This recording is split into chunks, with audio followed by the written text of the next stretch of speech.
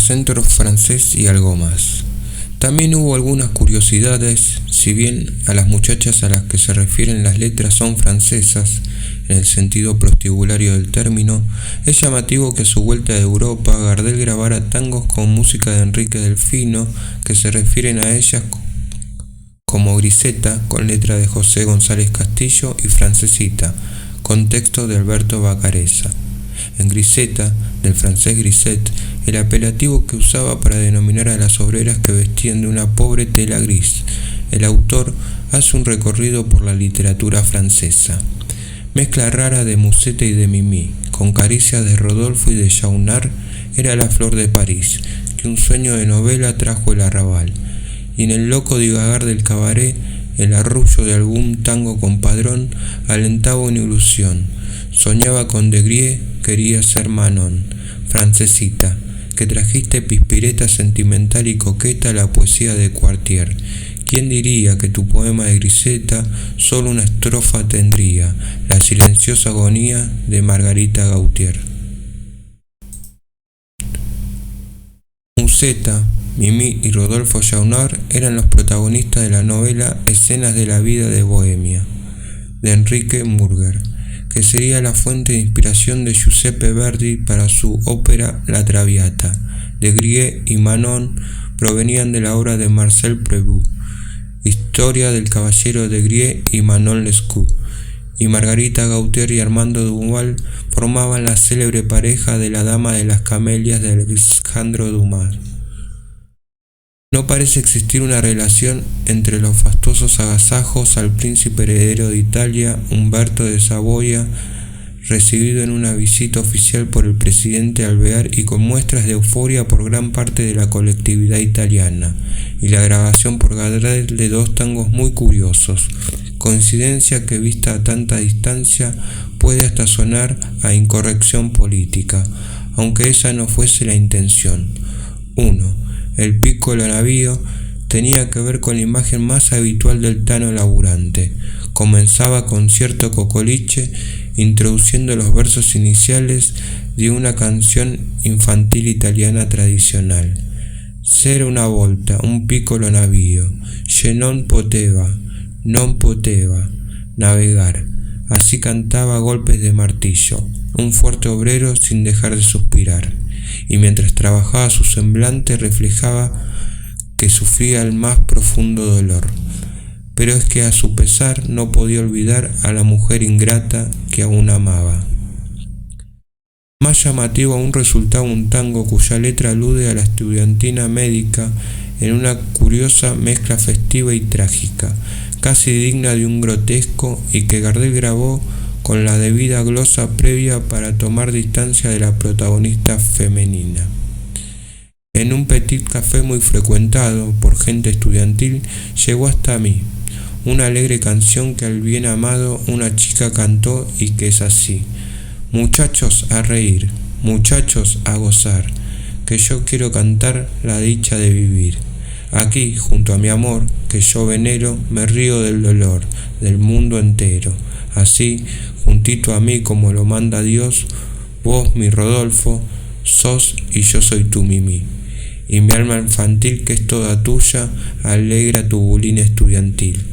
Acordate que vos la mar de veces, con un cacho de pan y 10 de queso, tenía que estudiar y eran mis besos que hacían completar nuestro sostén. Y acordate esa vez que me trajiste envuelta en un papel y muy ufano la cabeza frappé del italiano que un tiro se pegó en el almacén. De todos modos, más que por esas curiosidades, las grabaciones de Gardel de ese año se destacarían, además de, por si supieras, por otro registro de un foxtrot, quizás el más exitoso en nuestro país a lo largo del tiempo, casi igual de característico que la comparsita. Se trataba de Pero hay una melena, con letra y música de José Born. El tono ligero de ese foxtrot y el más exótico del shimmy, la zulamina, otra pieza grabada ese año por Gardel, parecían guardar el estilo de la high life porteña de entonces.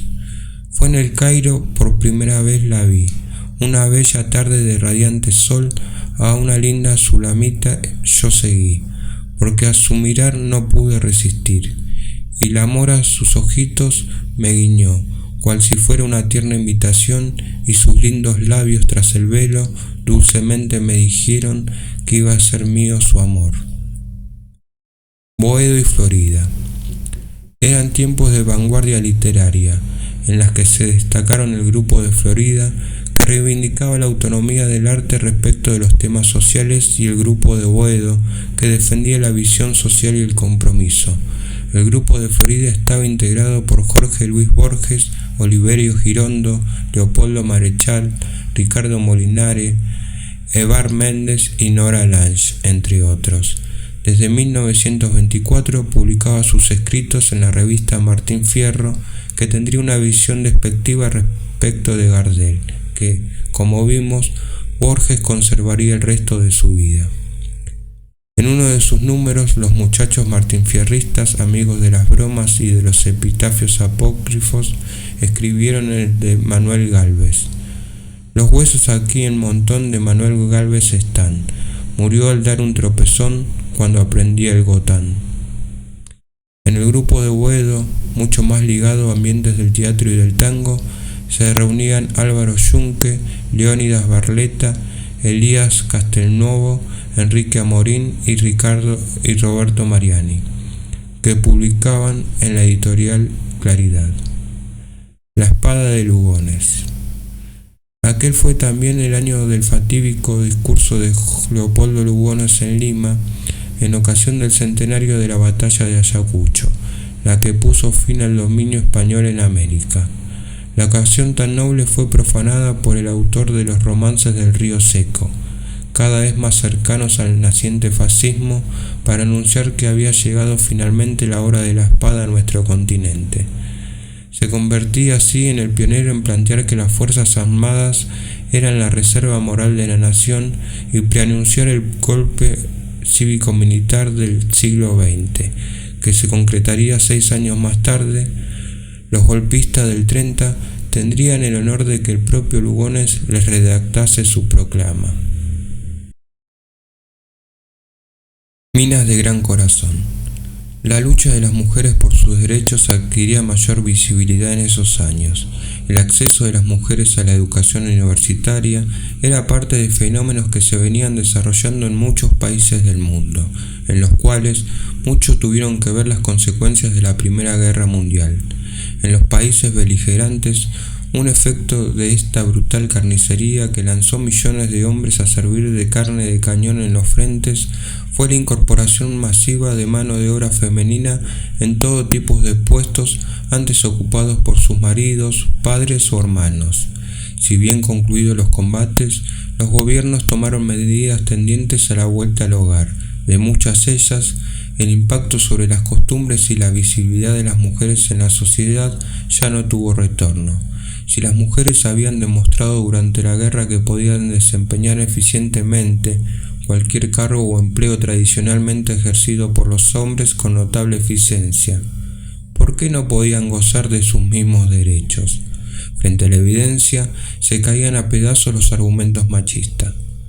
La lucha en nuestro país llevaba décadas, con pioneras como Juana Manso, Cecilia Grierson, Gabrielle Lapierre, De Coni, Virginia Volten, Carolina Musili, Alicia Moró de Justo y Julieta Lanteri.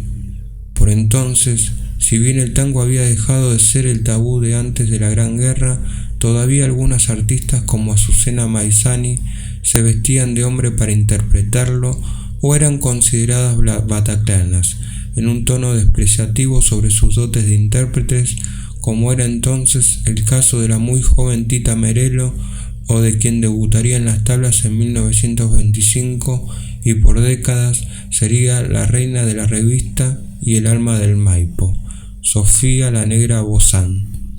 Pero ya en 1923 grababa la primera cantora que, sin bailar ni disfrazarse, tendría un éxito arrollador, Rosita Quiroga, 1896-1884. Nacida como Rosita Rodríguez Quiroga, era vecina de Juan de Dios Filiberto, quien le enseñó a tocar la guitarra en el barrio de La Boca. Al igual que Gardel, había comenzado a actuar en dúo, junto a Rosita del Carril, con temas de música campera. Su primera grabación fue un estilo siempre criolla, pero a partir del tango La Tipa, con música de Enrique Maciel y letra de Enrique Paroni, se convirtió en la cantora rabarera más característica, y los muy buenos ingresos le permitieron lograr una vida bacana como la de Gardel, aunque menos ostentosa. Su carrera exitosa, al punto de que el gran Celedonio Flores por varios años prácticamente escribió solo para ella. Muchacho, Vega, Audacia, La Musa Mistonga, Carta Brava, fueron todos estrenados por Rosita Quiroga. Algunas de esas letras eran crueles para su propio género como Audacia. Me han contado y perdoname que te increpe de este modo, que la vas de partener en no sé qué Bataclan, que has rodado como potrillo que lo pechan en el codo, engrupida bien de bute por la charla de un bacán. Yo no mancho francamente lo que es ser la partener, aunque digan que soy bruto y atrasado, ¿qué querés? No debe ser nada bueno si hay que andar con todo al aire y en vez de batirlo en criollo te lo baten en francés. Te han cambiado, pobre mina, si tu vieja la afinada levantara la cabeza desde el fondo del cajón y te viera en esa mano tan audaz y descocada, se moría nuevamente de dolor e indignación. Vos, aquella muchachita que en ella santamente educó tan calladita, tan humilde y tan formal. Te han cambiado, pobre piba. Te engrupieron totalmente bullanguera mascarita de un mistongo carnaval. ¿Acaso, para compensar el destinatario de las críticas, el muchacho, el mayor éxito de Rosita Quiroga, era su contraparte masculina? Muchacho que por la suerte quiso vivís en un primer piso de un palacete central, que pa' vicios y placeres, para farras y mujeres disponés de un capital. Muchacho, que no sabes el canto de haber derramado llanto sobre un pecho de mujer y no sabes qué es secarse en una timba y amarse para volverse a meter. Que decís que un tango errante no te hace perder la calma y que no te llora el alma cuando gime un bandoneón, que si tenés sentimiento lo tenés adormecido, pues todo lo has conseguido pagando como un chabón. Aunque no había competencia entre ellos, Rosita grababa en el sello Víctor, rival de Odeon, donde lo hacía Gardel, y llegó antes que el Zorzal a la radio, ya que en 1923 había comenzado a presentarse en Radio Cultura. Recién al año siguiente lo haría Carlitos. Días de radio. Al regreso de su primer viaje a Europa, Gardel y Razzano encontraron un panorama que había un nuevo medio a un artista profesional, la radio. La incorporación de oyentes despertó el interés de las emisoras por los repertorios populares. Así comenzaron a aparecer en el aire las orquestas de tango y los dúos y solistas criollos. Por entonces, las principales emisoras tenían estudios dispuestos para la actuación en vivo de los artistas y algunas llegarían a tener importantes auditorios para que la presentación contase con público en la sala. Gardel y Razzano, atracción codiciada en las salas teatrales, eran número puesto para sumarse al medio que estaba en auge. El 30 de septiembre de 1924 actuaron por primera vez en la emisora Gran Splendid. También realizaron presentaciones el 4 y el 17 de octubre. Entre otros temas, interpretaron la canción en la que Gardel y Razzano comparten créditos autorales, como Agoniza la Flor y el tango La Garçonnière, de Francisco Canaro y Juan Andrés Caruso, que luego serían registrados en un disco. Esta fue la primera vez en que Gardel grabó con una orquesta, la de Francisco Canaro. Al año siguiente también grabarían otros dos temas.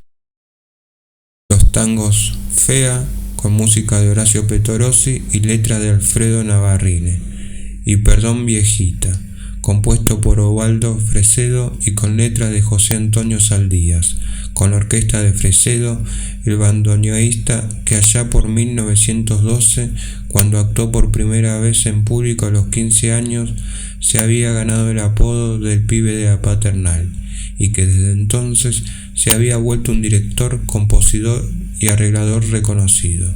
A sus 28 años, el estilo elegante de Fresedo era una marca registrada y ya era famoso.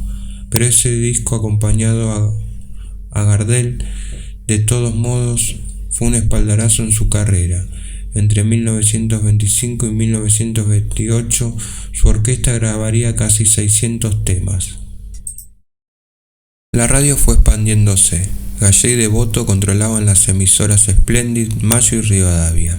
Jaime Yankelevich, joven búlgaro de 27 años, propietario de una casa importadora de equipos receptores, ingresó en las transmisiones con LO1 Radio Nacional. En 1924 adquirió LR3 Radio Belgrano y se expandió hacia La Nación, actual Radio Mitre. Radio Bernotti, Cultura y Porteña, hoy Continental. Teodoro Prieto controlaba Radio Prieto, Radio Argentina y Radio Fénix. La sociedad anónima Radio Buenos Aires tenía La Razón y Abruza. Gardel, testigo del gol olímpico. Fue el 2 de octubre de 1924, en la cancha de Sportivo Barracas. Carlitos concurrió con su guitarrista Guillermo Barbieri y Miguel Palese a ver el clásico rioplatense, Argentina versus Uruguay, en este caso un amistoso. A los 15 minutos hubo un córner para el equipo local.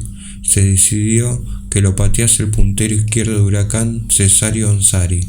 El referee pitó y el argentino clavó la pelota en el ángulo sin que nadie la tocara. El estadio estalló y Carlitos y sus compañeros festejaron el primer gol olímpico, llamado así por haberse concretado frente al campeón de las recientes Olimpiadas de París. El encuentro terminó con un triunfo argentino por 2-1, a pesar de lo cual, a pedido de los organizadores, la selección uruguaya celebró su triunfo parisino recorriendo el contorno de la cancha en medio del aplauso de todo el público. A partir de entonces este festejo pasó a llamarse Vuelta Olímpica. Una de cal, otra de arena. A modo de balance de un año muy intenso, el Anuario Teatral Argentino de 1924 decía de Gardel y Razzano: es el dúo de cantos nacionales más popular de la República Argentina. Ellos cultivan con fidelidad e inimitable gusto todo el cancionero típico porteño y folclorista argentino. Las cuyanas, las vidalitas, los tristes, los pasillos, los babuncos, los yarabíes, las chacareras, las zambas, gatos, tango, canciones, chimis, valses, tonadas, milongas y estilos criollos encuentran en ellos a los intérpretes exactos, armoniosos, eficaces. Pero no todas eran flores. Aunque se autoproclamaban defensores del valor estético del tango y su reconocimiento como género nacional, los miembros de la revista Martín Fierro atacaron a Gardel, sobre todo a partir de su debut radiofónico. En 1925, Sergio Piñero, uno de los fundadores de la revista, publicó en 2 números sucesivos un artículo titulado Salvemos al tango. Allí afirmaba que Gardel era la ruina del tango. Sus yoyoyos, que se escuchaban desde el 5º piso, provocaban incontenibles deseos de saxofón, serrucho y pianola. Canta el compás seco del tango con la continuidad del vals de hace 20 años. No se siente ni se inspira.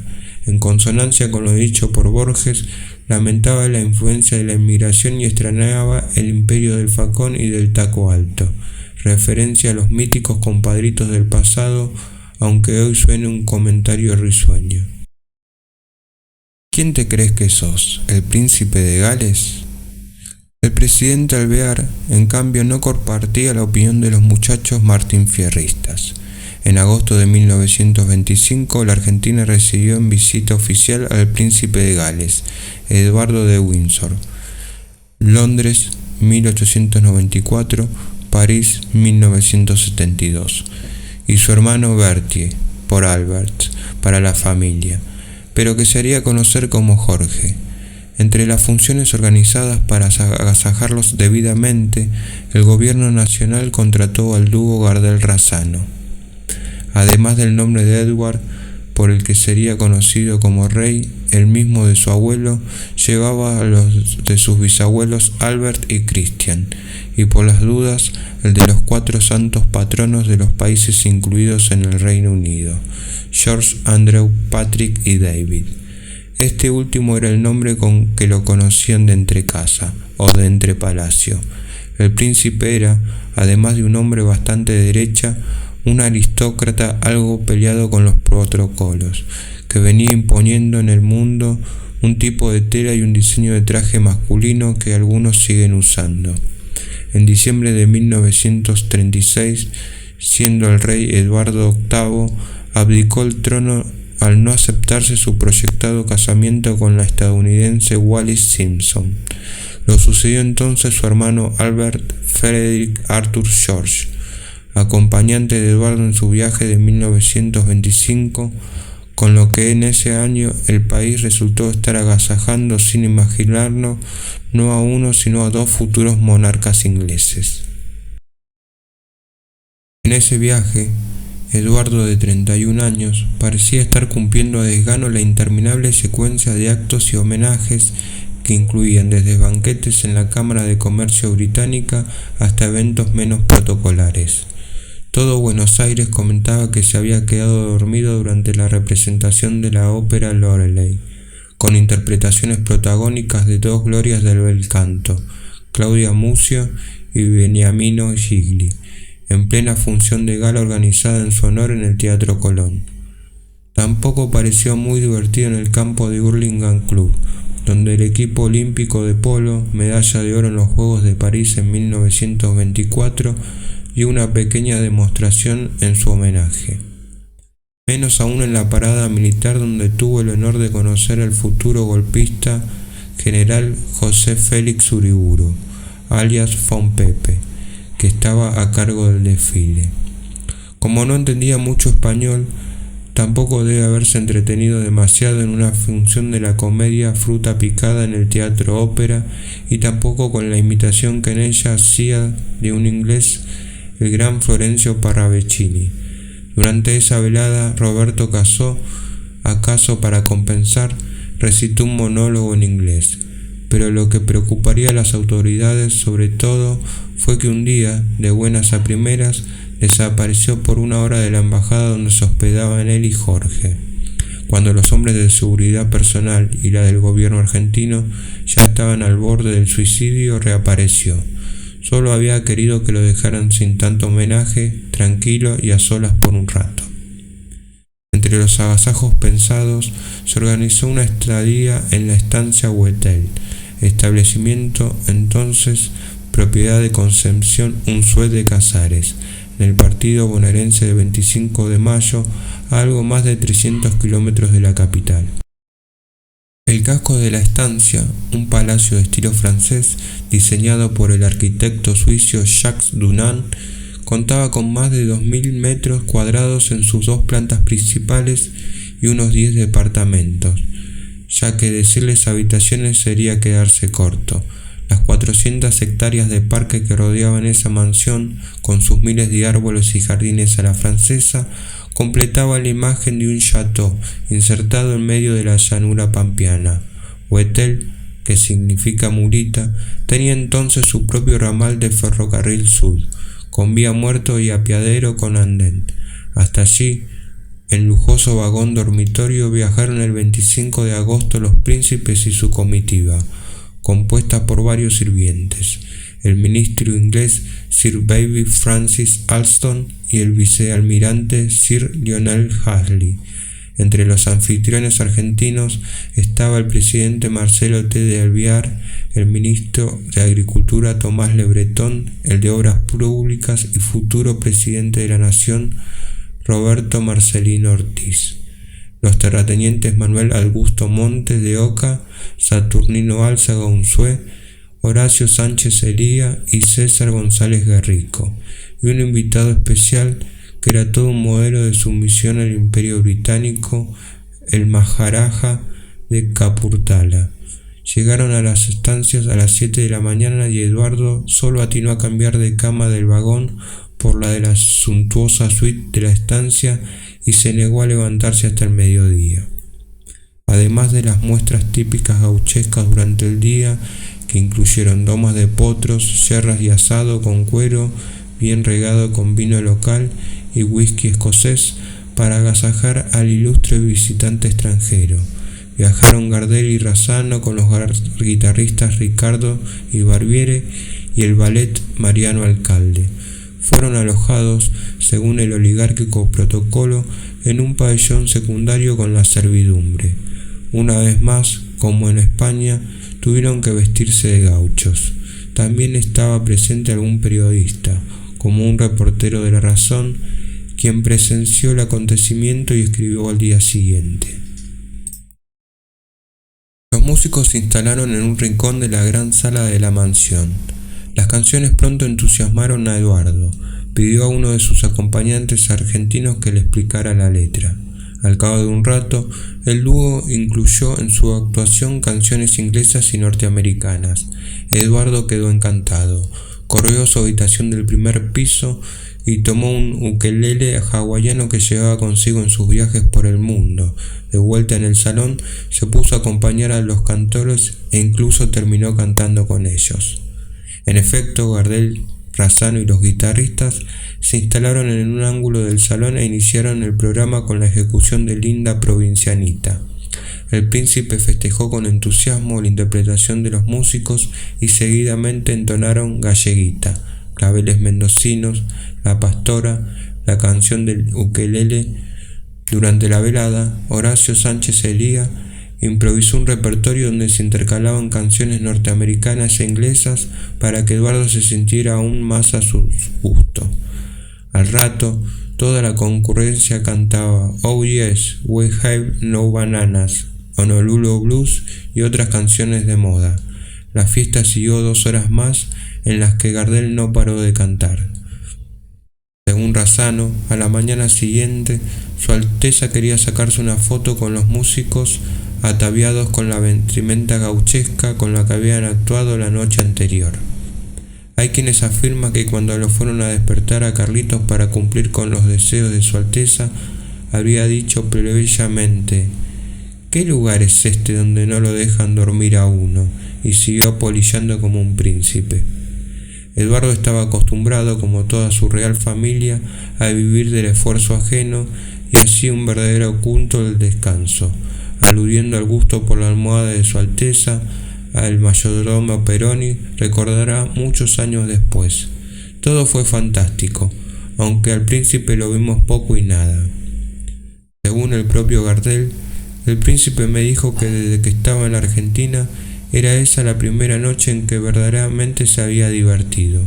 Estrechó mi mano con fuerza como un camarada y me regaló esta medalla con su retrato que llevo desde entonces. El día de su marcha tuvo para mí un saludo de despedida, gesto cordial que seguramente no habrá tenido con quienes estaba más obligado. El príncipe tanguero. La cuestión es que el príncipe se convirtió en un tanguero que, según The New York Times del 25 de enero de 1925, se lució en los salones de Mayfair y luego lo haría ante la aristocracia británica.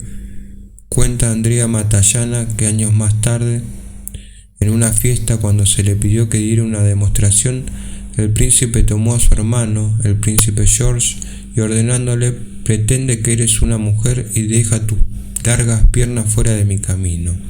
Deleitó a los espectadores con una excelente exhibición. Con su segunda visita a la Argentina en 1931, se volvió un experto en esta música y declaró ante la prensa cuáles eran sus temas preferidos: Perdida y Gira Gira. Un súbdito heterodoxo del príncipe, el irlandés George Bernard Shaw, decía que el tango era la única danza moderna que requería ser pensada y estudiada.